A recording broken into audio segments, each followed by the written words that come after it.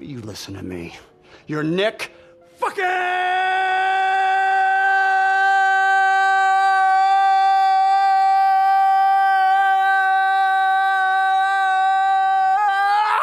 Whoa, Cage!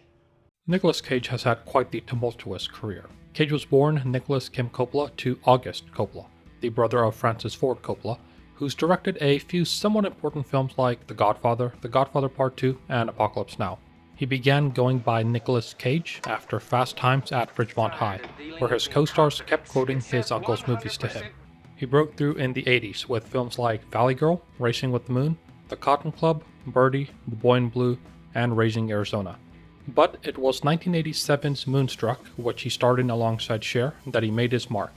The movie almost 10x'd its budget and earned Cage his first Golden Globe nomination for Best Actor.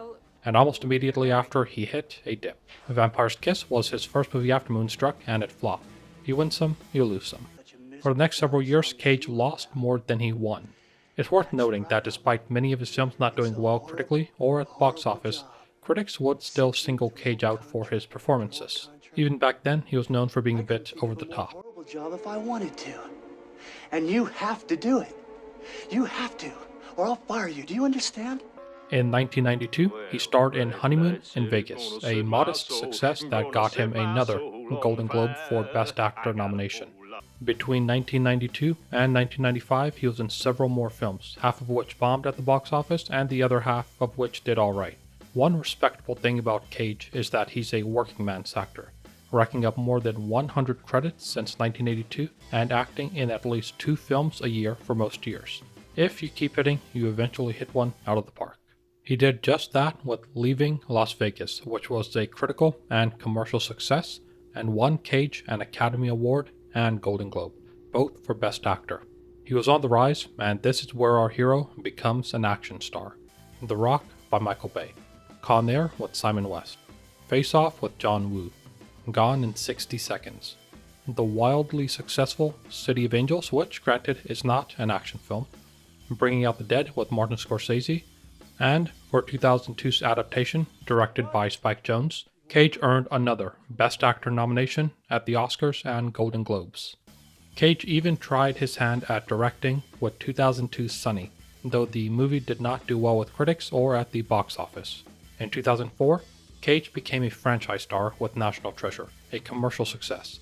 Lord of War, The Weatherman, and Bad Lieutenant, Port of Call, New Orleans earned Cage praise for his performance, while Ghost Rider had potential for another franchise, though the less said about the sequel, the better. 2009 also saw him earn $40 million, making him one of the best paid actors in the world.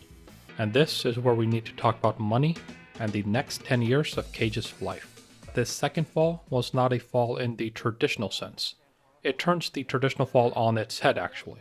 When you think fall, you might think of a removal of sorts or a stepping away. That never happened to Nicolas Cage. In fact, the 2010s were his most prolific years. The man churned out movies like The Devil Was on His Tail, and if by devil we mean creditors and the IRS, then yes, the devil was on his tail. Cage was a big spender, and according to him, he trusted the wrong people with his finances. In 2009, the IRS said that Cage had failed to pay $6.3 million in taxes in 2007.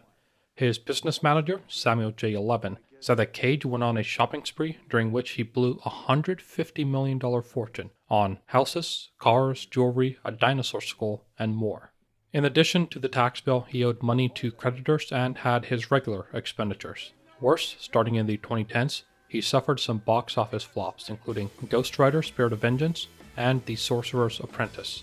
He wasn't in demand anymore and couldn't be as selective. Making money was the most important thing right now, so he could work off his debts. And the man worked.